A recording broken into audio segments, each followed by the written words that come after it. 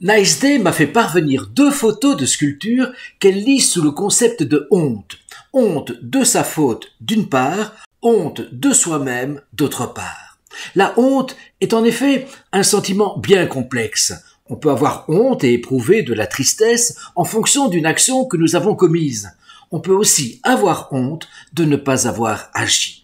On peut éprouver de la honte alors que ne plane pas du tout l'ombre de la culpabilité. En d'autres termes, on peut avoir honte tout en étant innocent.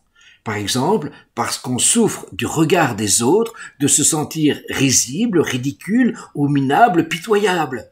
Une disgrâce physique, un faux pas, peuvent y suffire. Et combien de femmes violées peuvent exprimer la honte qu'elles ressentent parce qu'elles se sentent avilies alors qu'elles n'y sont précisément pour rien. Spinoza a défini la honte, je cite, comme une tristesse qu'accompagne l'idée d'une action dont nous imaginons qu'elle est blâmée par d'autres. Certes, mais pas toujours.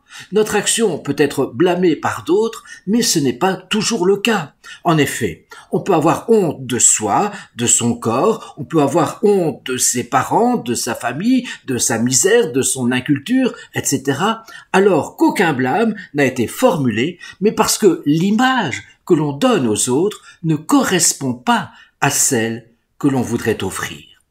En ce sens, Descartes a raison de voir que la honte a aussi à voir avec l'amour de soi.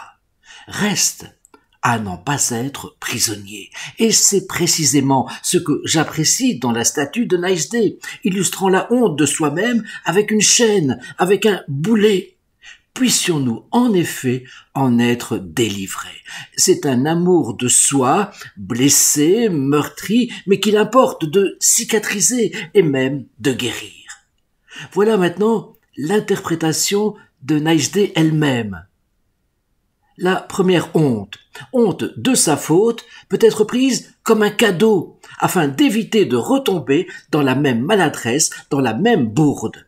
Une amélioration est toujours possible. Un âne ne trébuche pas 2 fois sur la même pierre. Tristesse et mélancolie. La seconde honte de soi, provient d'humiliation, enlève l'estime de soi, coince et finit par décourager. Du bonnet au boulet. Puissions-nous alors, comme je l'énonçais auparavant, guérir de cet amour de soi, blessé et meurtri.